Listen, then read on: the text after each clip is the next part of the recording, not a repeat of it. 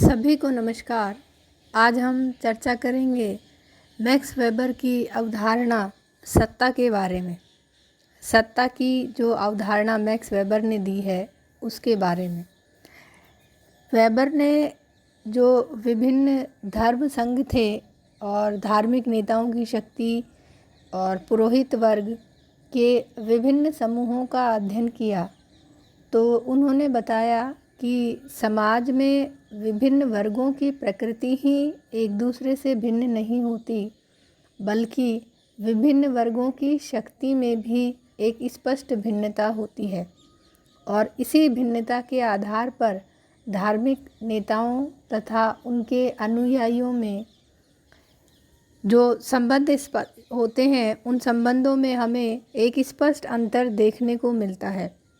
राजनीतिक क्षेत्र में वेबर ने यह बताया कि परंपरागत समाजों में शासन की प्रकृति उन समाजों से भिन्न होती है जो आर्थिक रूप से विकसित होने के साथ ही वैधानिक सत्ता को अधिक महत्व देते हैं।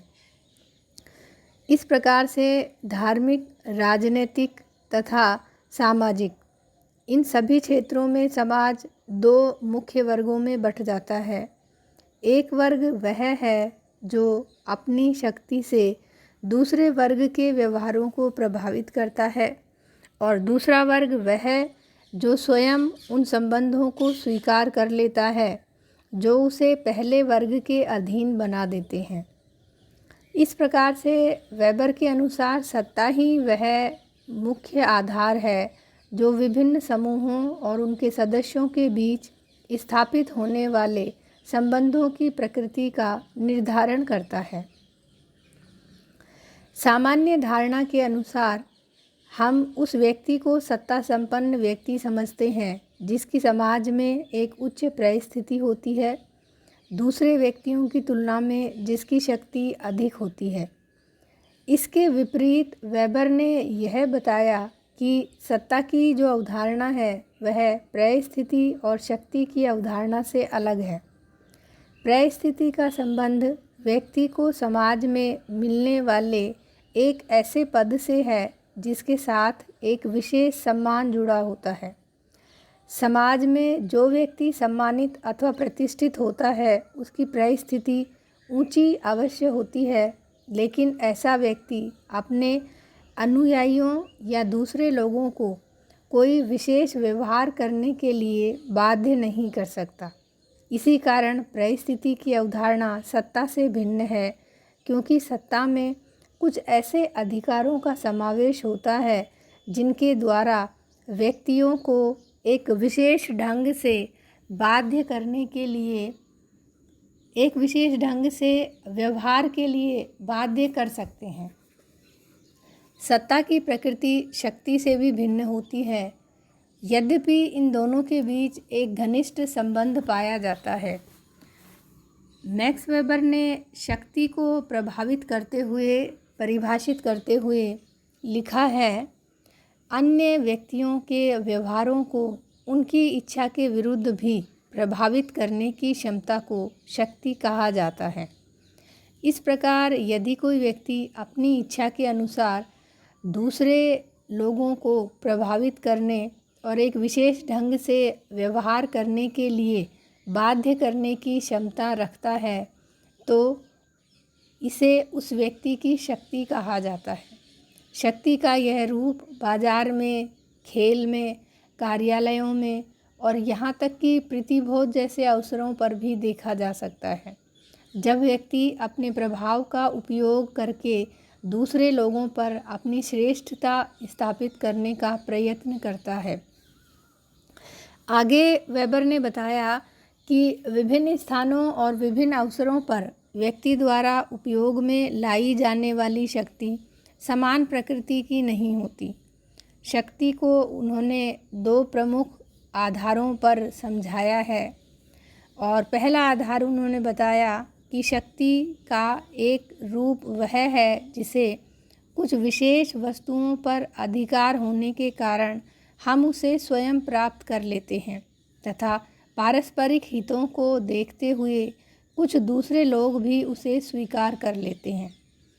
जो दूसरा स्वरूप मैक्स वेबर ने शक्ति का बताया है वह है जो व्यक्तियों को किसी मान्यता प्राप्त संस्था या कानूनों से प्राप्त होती है और इस प्रकार उसे कुछ विशेष आदेश देने के अधिकार सौंपती है। ये दो स्वरूप वेबर ने शक्ति के बताए हैं और जो शक्ति का दूसरा स्वरूप मैक्स वेबर ने बताया है उसी को उन्होंने सत्ता कहा है और इसका अर्थ बताया कि शक्ति का रूप जब संस्थात्मक हो जाता है तब इसी को सत्ता कहा जाता है। दूसरे शब्दों में वेबर ने लिखा कि सत्ता एक संस्थात्मक शक्ति है। इस प्रकार से मैक्स वेबर ने शक्ति को स्पष्ट करते हुए सत्ता का भी तात्पर्य स्पष्ट किया है। आगे वेबर ने बताया कि शक्ति और सत्ता इन दोनों की भिन्नता जो है उसको हम कुछ उदाहरणों के द्वारा समझ सकते हैं, जो उदाहरण प्रस्तुत किए गए हैं।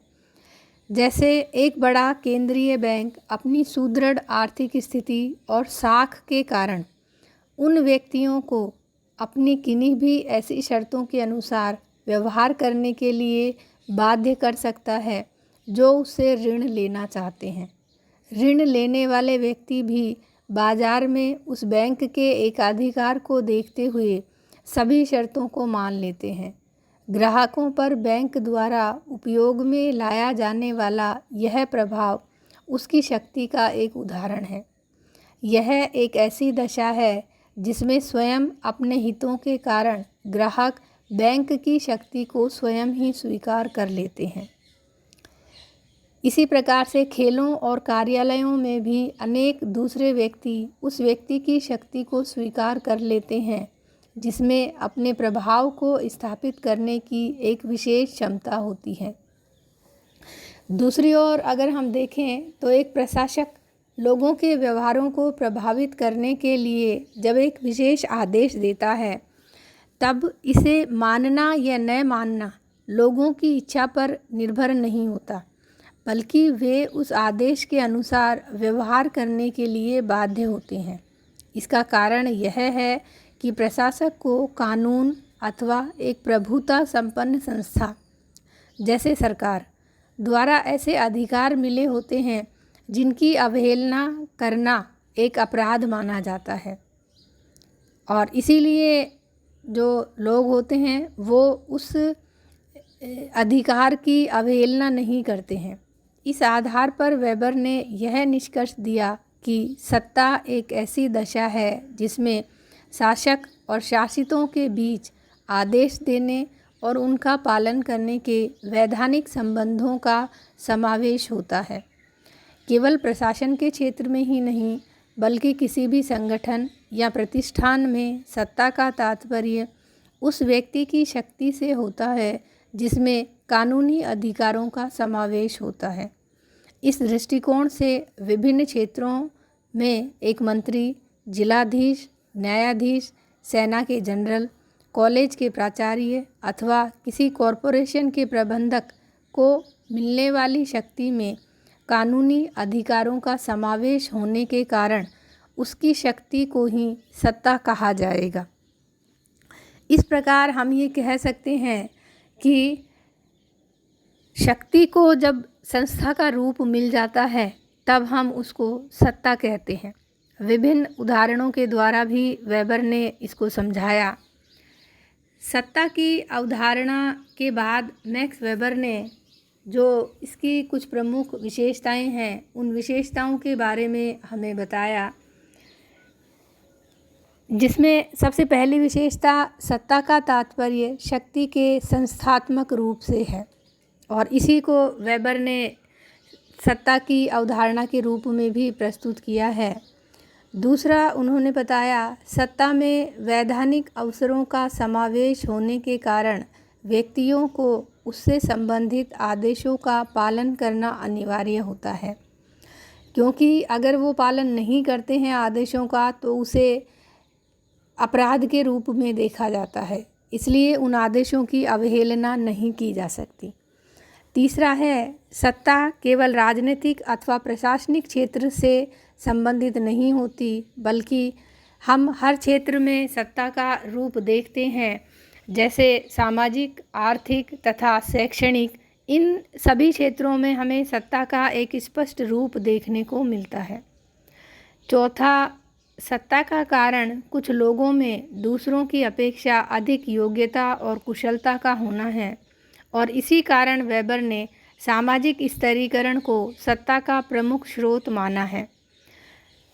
तो जिन लोगों में योग्यता और कुशलता अधिक होती है वो भी सत्ता का एक कारण बनते हैं और अन्य लोग उनकी आदेशों का पालन करते हैं। पांचवा है, सभी समाजों में सत्ता की प्रकृति समान नहीं होती। किसी समाज में इसका रूप वैधानिक होता है तो कहीं परंपरागत या चमत्कारिक स्वरूप भी हमें देखने को मिलता है। तो जिस प्रकार का समाज होगा, जिस प्रकार की समाज की प्रकृति होगी, उसी प्रकार समाज में सत्ता की भी प्रकृति पाई जाएगी। यह किसी भी स्वरूप में हमें देखने को मिल सकती है। सातवां है, सत्ता के रूप में समय और आवश्यकता के अनुसार परिवर्तन होता रहता है, क्योंकि समय और आवश्यकताओं के अनुसार समाज का जो स्वरूप है वह भी परिवर्तित होता है। इसलिए जो सत्ता है उस सत्ता में भी समय और आवश्यकता के अनुसार परिवर्तन होता रहता है।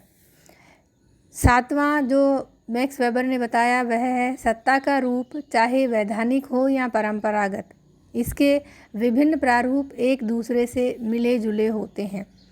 तात्पर्य यह है कि हम जो ये सत्ता के विभिन्न स्वरूप जो समाज में पाए जाते हैं, सत्ता की जो प्रकृति समाज में पाई जाती है, इनके प्रारूपों को अलग अलग नहीं कर सकते हैं। कहीं न कहीं ये एक दूसरे से जुड़े रहते हैं और इसीलिए वेबर ने कहा है कि उसका रूप चाहे वैधानिक हो या परंपरागत हो, इसके जो विभिन्न प्रारूप हैं ये एक दूसरे से मिले जुले होते हैं। इस प्रकार से मैक्स वेबर ने सत्ता की अवधारणा और उसकी विभिन्न विशेषताओं को समझाया। आज के लिए बस इतना ही। धन्यवाद।